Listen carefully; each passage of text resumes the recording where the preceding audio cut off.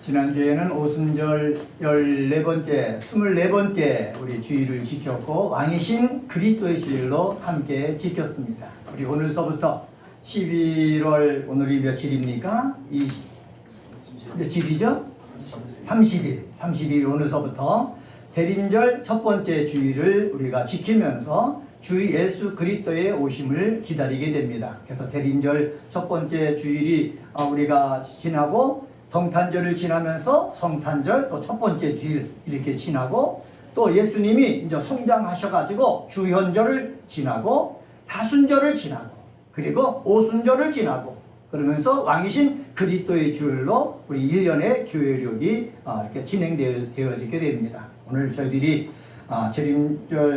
대림절 첫 번째 주일을 지나는데 올 한 해는 정말로 힘든 한 해였습니다. 윤석열 대통령이 계엄을 선포했다가 본인도 감옥에 들어가고 그 밑에 있는 많은 사람들이 감옥에 들어가 있고 내란 혐의로 재판을 받고 있습니다. 대통령 선거로 우리 이재명이 대통령이 당선되었고 미국이 경제적으로 전 세계를 압박해가지고 지금 우리나라나 전 세계의 모든 나라가 경제적으로 너무나 힘든 시간을 보내고 있습니다. 지금도 내일이 어떻게 변할지 모르고 있습니다. 그러는 와중에서 예수를 믿는 사람들이 오늘 대림절 첫 번째 절기를 맞이하는 것입니다. 대림절은 우리 주님 예수 그리스도의 강림을 기다리며 그분을 영접할 준비를 하는 절기입니다. 대림절 기간은 단순히 성탄을 축하하고 한 해를 정리하기 위해 마련된 절기가 아닙니다. 인간의 몸으로 오신 주님께 감사드리는 그리고 지금 나를 구원하여 주신 은혜에 참여하고 앞으로 오실 주 예수 그리스도 앞에 바로 서기 위해서 그리스도인으로서 몸부림치는 기간입니다. 분명한 것은 현재 세계가 돌아가는 상황을 보면은 예수님이 말씀하신 귀중한 약속이 실현될 날이 오고 있다는 것입니다. 오늘 44절에 예수님은 이렇게 말씀하셨습니다. 이러므로 너희도 준비하고 있으라. 생각하지 않은 때에 인자가 오리라. 그런데 인자가 오는데 그 인자는 오시는 시기는 누구만 알고 있느냐? 36절에 보면은 그러나 그날과 그때는 아무도 모르나니 하늘의 천사들도 아들도 모르고 오직 아버지만 아시느니라 말씀하셨습니다. 이 말씀을 하신 이유가 무엇입니까? 우리 삶 가운데 예수님께서 다시 심판하기 위해서 재림할 날이 반드시 오게 되어 있다라고 확정하여 말씀하신 것입니다. 반드시 오게 될 일이라면은 예수 믿는 사람은 예수 그리스도의 말씀을 우리 신뢰하면서 준비하는 모습이 필요합니다. 그래서 오늘 말씀의 제목을 주 예수의 재림을 깨어 준비하자라고 정하고 함께 은혜를 나누겠습니다. 한번 따라서 해봅시다. 주 예수의 재림을 깨어 준비하자. 주 예수의 재림을 깨어 준비하자라는 것입니다. 먼저 36절서부터 39절을 통해서 우리가 깨달을 수 있는데 그것은 바로 뭐냐? 예수의 재림 시기는 불예측성이다 라는 사실입니다. 한번 따라서 해봅시다. 예수의 재림 시기는 불예측성이다. 예수님이 다시 오신다고 말씀하셨습니다. 예수님이 하신 말씀은 분명히 이루어질 것입니다. 그런데 36절에 그 날은 천사도 모른다는 거예요. 하늘의 천사도 모른다는 거예요. 아들인 예수도 모른다는 거예요. 누구만 아신다는 거예요? 하나님 아버지만 아신다는 거예요. 하나님 아버지만 아시기 때문에 예수를 통해서 하나님을 아버지라 부르는 그러한 사람들은 예수님이 다시 오실 날을 어떻게 하면서 삶을 살아야 된다? 준비하면서 삶을 살아야 된다는 거예요. 그 날을 예측할 수 있으면 얼마나 좋습니까? 예측할 수 있으면은 그 날을 앞에 두고 한 달 미리 가서 준비하고 회개하고 그러면 다 해결되는 것 아닙니까? 그런데 그 날은 어떻게 할 수가 없다? 아무도 모른다. 예측할 수 없다. 라고 예수님이 말씀하셨습니다. 이렇게 예수님께서는 그날과 그때는 천사도 모르고 아들도 모르고 아버지만 아신다고 얘기를 했는데 많은 그리스도인들은 그날과 그때가 언제인지 알고 싶어 하는 거예요. 그래서 조금 기도한다고 성경을 많이 안다고 하는 사람들이 뭐합니까? 그날과 그때를 얘기하는 것입니다. 먼저 기독교가 우리 복음이 전파된 곳이 유럽 아닙니까? 유럽은 AD 999년에 새로운 천년을 앞두고 종말 의식이 팽배했습니다. 그래서 새날에 우리 예수님이 다시 오신다라는 그 재림이 퍼져가지고 많은 사람들이 하던 공부, 다니던 직장을 그만두고 정말로 예수님을 맞이할 준비를 했습니다. 그런데 999년이 지나고 1000년이 되었을 때 주님이 오시지 않았습니다. 주님이 오신다고 말하고 모든 것을 버려두고 준비했던 그 준비가 헛것이 되어버린 것입니다. 예수님이 다시 오신다는 사상이 어디서? 유럽에서 이제는 미국으로 넘어갔습니다. 미국에 가보면은 19세기에 종말론이 성행했습니다. 그 가운데서 윌리엄 밀러라는 사람이 있거든요. 이 사람은 제7 안식교를 창립한 사람입니다. 이 윌리엄 밀러가 1844년 3월 21일 예수님이 재림한다고 예언한 거예요. 그래서 제7 안식교에 있는 사람들이 예수님이 재림할 줄 믿고 다 모였거든요. 근데 그때 예수님이 재림하지 않았습니다. 또 미국에서 여호와 증인의 창시자인 찰스 러셀이라는 사람이 1844년이 아니라 1874년 예수님이 재림한다 라고 또 얘기한 것입니다. 그래서 기독교에서 떨어져 나와 여호와 증인들이 어떻게 하기 시작했습니까? 예수님의 재림을 맞이할 준비를 하기 시작했습니다. 그때 예수님이 오셨습니까? 오지 않았다는 사실입니다. 이 재림설이 어디로 넘어왔습니까? 우리나라로 넘어온 거예요. 1992년 한국에서는 이장님이 이끌던 다비선교회가 시한부 종말론을 퍼뜨렸습니다. 1992년 10월 28일 예수님이 재림하신다. 그러니까 모두 모여라 했습니다. 그때 제가 알고 있는 사람도 직장도 그만두고 아이들 학교 다니는 것도 그만두게 하고 예수님이 오신다는 곳으로 모여들었습니다. 한 달이 지나도 두 달이 지나도 예수님이 오시지 않았어요. 그래서 아이들가 다시 와서 학교 들어가고 직장을 구하려니까 얼마나 힘든 생활을 보낸 것을 저는 보았습니다.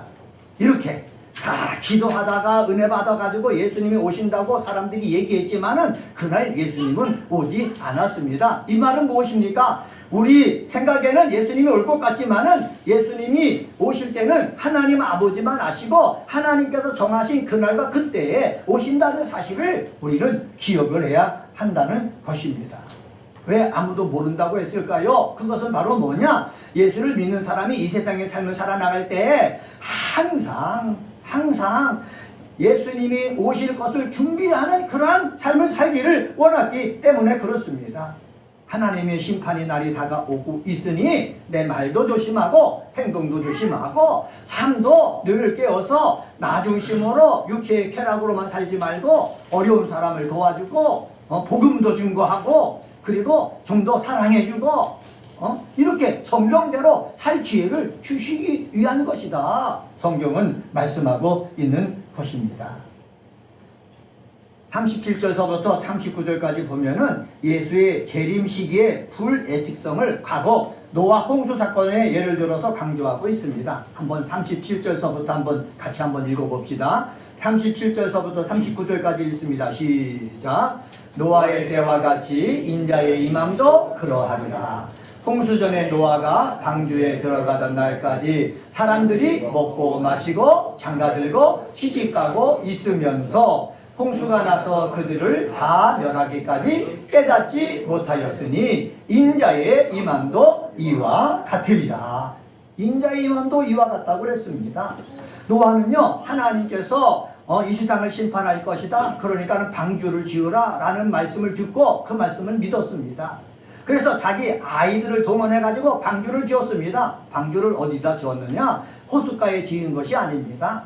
바닷가에 지은 것이 아닙니다. 산 꼭대기에 방주를 짓는 것입니다. 방주를 짓는데 1년 걸린 게 아닙니다. 10년 걸린 것이 아닙니다. 성경을 읽어보면 그 기간이 한 120년 되었다는 거예요. 120년 동안 자녀들과 더불어서 방주를 지어나가고 방주를 짓는 동안 다니면서 하나님이 세상을 곧 심판하신다고 합니다. 여러분들도 그 심판을 대비하십시오 라고 계속해서 전한 거예요. 근데 사람들이 그 말을 믿었습니까? 믿지 않은 거예요. 장가가고 시집가고 잔치하고 날마다 즐겁게 복되게 지낸 거예요. 행복하게 지낸 거예요. 그런데 아무도 모르는 그때에 40일 밤낮으로 홍수가 내리면서 심판이 시작된 것입니다. 그때 누구만 구원받았습니까? 준비한 사람만 구원받은 거예요. 노아의 가족들만 구원받은 거예요. 많은 사람들은 예수님의 재림, 심판에 대해서 전혀 관심이 없었다라는 사실입니다. 우리는요, 심판에 대해서 관심을 가져야 됩니다. 근데 그 날짜는 예측할 수 없기 때문에 내가 지금서부터 계속해서 주님이 다시 오실 그날까지 어떻게 해요? 바른 삶을 사는 저와 여러분 되어지기를 주의 이름으로 간절히 축원합니다. 두 번째로 40절서부터 41절을 통해서 찾아볼 수 있는데 구원받는 사람과 구원받지 못하는 사람이 분명히 존재한다는 사실입니다. 한번 따라서 해봅시다. 구원받는 사람과 구원받지 못하는 사람이 분명히 존재한다. 네, 그렇습니다. 구원받는 사람과 구원받지 못하는 사람이 분명히 존재한다는 사실입니다. 예수님께서 부자와 나사로 비유를 말씀해 주셨습니다. 부자는 세상 삶을 살 때에 부족함이 없이 살았습니다. 즐겁게 살았습니다. 행복하게 살았습니다. 있는 재산 사용하면서 멋지게 살았습니다. 세상적으로 날마다 잔치하면서 하여튼 쾌락적으로 하여튼 살았습니다. 이 나사로는요, 힘들게 살았습니다. 힘들게 살았습니다. 그런데 이들이 다 죽었다는 것이죠. 근데 죽음으로 끝나면은 아무 문제도 없습니다. 죽은 후에 이 부자였던 사람은 어디에 가 있느냐? 지옥에 가 있는 거예요. 지옥에 가서 얼마나 고통스럽고 괴로웠던지 물 한 방울 이 혀에만 댔으면 좋겠다, 그렇게 여길 정도로 괴로움에 몸부림을 치고 있었다는 사실입니다. 그런데 세상 살 때에 힘들게 살았던 나사로는 아브라함의 품에 있는 거예요. 편안하게 있는 거예요. 복되게 있는 거예요. 이것을 누가 말씀해 주셨습니까? 예수님이 말씀해 주셨다는 사실입니다. 이 세상에 살다가 누구는 다 죽는다. 살아있을 때 주님이 오셔서 심판받으면 문제가 없지만은 죽어도 누굴 못 받는다? 심판을 받는다. 그래서 심판을 받는데 하나는 부자처럼 하나는 나사로처럼 그렇게 구별된 곳으로 간다라는 사실입니다. 이것을 가지고 예수님이 재림해서 심판할 때 한 사람은 구원받는 무리에 속하는 사람이 있을 것이고 한 사람은 어떤 사람이 있을 것이라고요? 구원받지 못하는 사람이 있을 것이다 라고 말씀해 줍니다. 확연하게 나눠진다는 거예요. 확연하게 나눠질 때 저는 목사로서 소망합니다. 은혜 갖고 비는 교회에서 함께 예배드리는 우리 그리스도인들은 모두 구원받는 대열에 속하게 되어지기를 예수님의 이름으로 축복합니다. 많은 사람들이 교회 나오기만 하면은 다 구원받는 그 대열에 속한다고 생각하고 있거든요. 천만의 말씀입니다. 한번 이스라엘을 생각해 봅시다. 제가 자꾸 주장하는 건데 이스라엘 백성은, 유대인들은 남자는 태어나자마자 8일 만에 할례를 받습니다. 그리고 어려서부터 부모님으로부터 어떻게 해요? 모세 율법을 외웁니다. 성경을 외웁니다. 그리고 안식일날만 가면은 성경을 읽고 찬양하고 함께 기도합니다. 그러면서 삶을 사는 거예요. 그렇게 살다 보니까는요, 형식적으로 믿는 사람이 너무너무 많아지는 거예요. 지금도요, 저는 지금은 가보지 못했지만 이전에 30년 전에 이스라엘 땅에 가봤을 때 신실하게 기도하면서 찬양하면서 이 백성을 위해서, 자기 나라를 위해서 애쓰는 사람들이 있는가 하면은 그 30년 전에도요, 택배 속에 빠져있는 사람이 이스라엘 땅에도 있었습니다. 이스라엘 땅에 있다고 해서, 유대인으로 태어났다고 해서 모세의 율법을 알고 있는다고 해서 다 구원받는 게 아니라는 거예요. 예수님은 분명히 말씀하셨습니다. 주여 주여 하는 자마다 다 천국에 들어가는 것이 아니다 말씀하셨습니다. 내 아버지 뜻대로 행하는 자가 들어간다고 말씀하셨습니다. 그렇기 때문에 우리는 이 세상의 삶을 살면서 예배드리고 또 일주일간의 또 삶을 살아나갈 때에 열심을 다해 삶을 살아야 됩니다. 성실하게 삶을 살아야 됩니다. 어려운 사람을 도와나가면서 삶을 살아야 됩니다. 마음을 열어놓고 하나님의 뜻이 하늘에서 이룬 것처럼 이 땅에 이루어지기 위해서 같이 힘쓰는 삶을 살아야 되는 것입니다. 이러한 복 있는 삶을 사는 믿음의 사람이 되시기를 주의 이름으로 간절히 축원합니다. 목사도 그렇게 살아야 나중에 구원받는 대열에 끼는 것입니다. 장로님도 마찬가지예요. 권사님도 마찬가지예요. 직분을 받았다고 해서 다 천국에 들어가는 것은 아니다 라는 사실을 기억해 가지고 우리는 바른 삶을 살아가는 믿음의 사람이 되어야겠습니다. 그런데 차이가 있다는 것을 예수님께서 마태를 통해서 이렇게 말씀해 주셨습니다. 40절 말씀 봅시다. 40절에 보면 이렇게 말씀되어 있습니다. 같이 한번 읽겠습니다. 그때에 두 사람이 밭에 있음에 한 사람은 데려가고 한 사람은 버려둠을 당할 것이요. 여기 보면은 두 사람이 밭에 있었다. 한 사람은 데려가고 한 사람은 버려둠을 당할 것이다 라고 얘기하고 있지 않습니까? 여기서 사람을 헬라어를 찾아보니까는요 이렇게 남성 단수 주격을 사용했다 이렇게 주석권을 설명해 놨습니다. 그래서 여기에 나와 있는 사람은 남자들을 대표로 한다라는 것입니다. 남자들도요 데려감을 당하는 사람이 있고 어떻게 해요? 버려둠을 당하는 사람이 있다는 사실입니다. 이 땅에 존재하는 모든 사람에게 구원과 버려짐의 날카로운 분리가 이루어질 것이다 라고 말씀하고 있습니다. 문법적으로 보면은 데려가고 당할 것이다 라는 것은 수동태로 되어 있습니다. 내가 가고 싶어서 가는 것이 아니라 하나님이 판단해서 데려가고 버려진다 라는 사실입니다. 그래서 우리는 내 중심으로 만족한 삶을 살아서 데려감을 당하는 것이 아니라 구원을 받는 것이 아니라 하나님이 보실 때에 구원받을 사람을 데려가고 구원받지 못할 사람은 버려둔다라는 것입니다. 우리는요 하나님의 눈에 볼 때에 데려감을 당한 구원받는 사람 되어지기를 주의 이름으로 간절히 축원합니다. 목사도요 목사이기 때문에 구원받는 존재가 되는 것이 아니라 하나님이 보실 때에 데려감을 당할 구원받는 믿음의 삶을 살았기 때문에 구원받는 것이지 직임을 갖고 받는 것은 아니다 라는 사실 기억하셔서 우리는 모두 하나님 보실 때에 정말로 이 세상에서 말씀대로 하나님의 은혜 가운데서 살아가는 하나님의 자녀가 되어야겠습니다. 41절 한번 봅시다. 41절도 같이 한번 읽습니다. 시작. 두 여자가 맷돌질을 하고 있음에 한 사람은 데려가고 한 사람은 버려둠을 당할 것이다. 여기 두 여자라고 여기 얘기하고 있지 않습니까? 41절은 여자들입니다. 여자들도요 집에서 일하고 요즘 세상은 여자들도 밖에 나가서 일하지 않습니까? 집안일도 하고 바깥일을 할 때에 데려감을 당하는 사람도 있고 버려둠을 당하는 사람이 있다라는 것입니다. 남자나 여자나 똑같다는 거예요. 남자나 여자나 구원받는 사람이 있고 구원받지 못한 사람이 분명히 존재한다. 예수님이 말씀해 주신 거예요. 이 말씀은 바로 뭐냐? 내가 여자로서 있는 삶의 자리에서 땀을 흘리며 일할 때 어떻게 데려감을 받을 정도로 구원받을 정도로 믿음으로 최선을 다하는 삶을 살라라는 사실을 우리에게 말씀해 주고 있는 것입니다. 주님이 언제 오실지는 모르지만은 주님이 내일 오신다 하더라도 우리는 내가 있는 삶의 자리에서 땀을 뻘뻘 흘리면서 최선을 다하면서 일하다가 주님을 맞아야 된다는 것입니다. 내 있는 자리에서 주님을 맞이할 수 있는 은혜가 꼽히는 교회 그리스도인들 되시기를 예수님의 이름으로 간절히 축원합니다. 저는 스피노자를 그렇게 존경하지는 않습니다. 근데 그가 한 말은 저는 귀담아 듣습니다. 내일 지구의 종말이 올지라도 나는 오늘 한 그루에 뭐를 심겠다? 사과나무를 심겠다.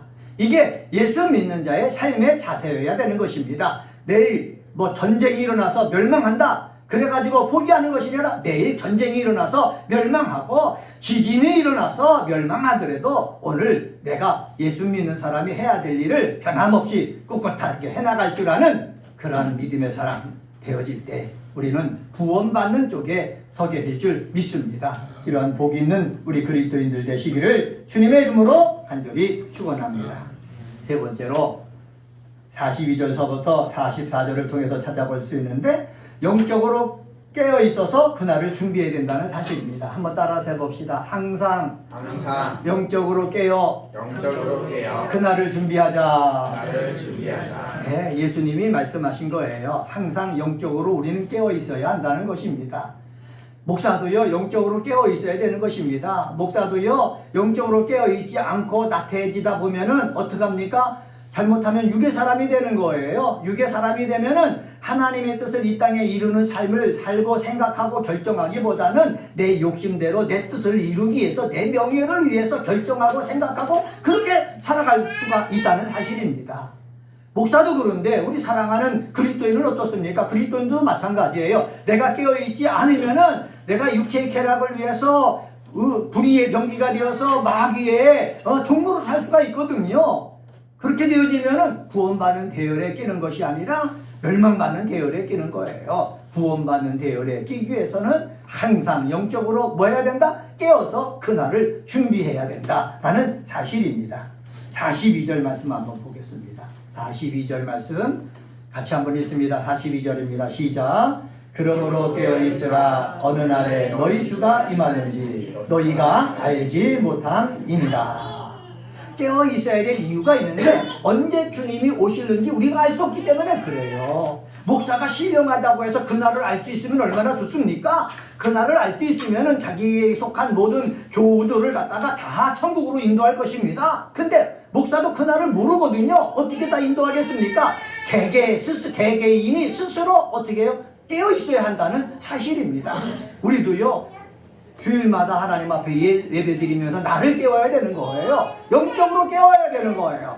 일주일 동안 삶을 살다가 나도 모르게 지은 죄가 있으면 죄 씻음 받아야 돼요. 왜? 천국은요, 흰옷 입은 사람들이 갈 수 있는 곳이기 때문에, 예수의 보혈로 깨끗하게 씻음 받은 사람이 갈 수 있는 곳이기 때문에 우리는 주일마다 와서 내가 지은 그 죄악을 고백하고 참회해서 늘 깨끗하게 해야 되는 거예요. 이것을 깨어있다 이렇게 표현할 수가 있는 것입니다. 이렇게 내 주일마다 우리가 모여서 영적으로 깨어서 준비하면은 주님이 언제 오시든지 우리는 아멘 할렐루야 하고 천국에서 만나볼 수 있을 것입니다.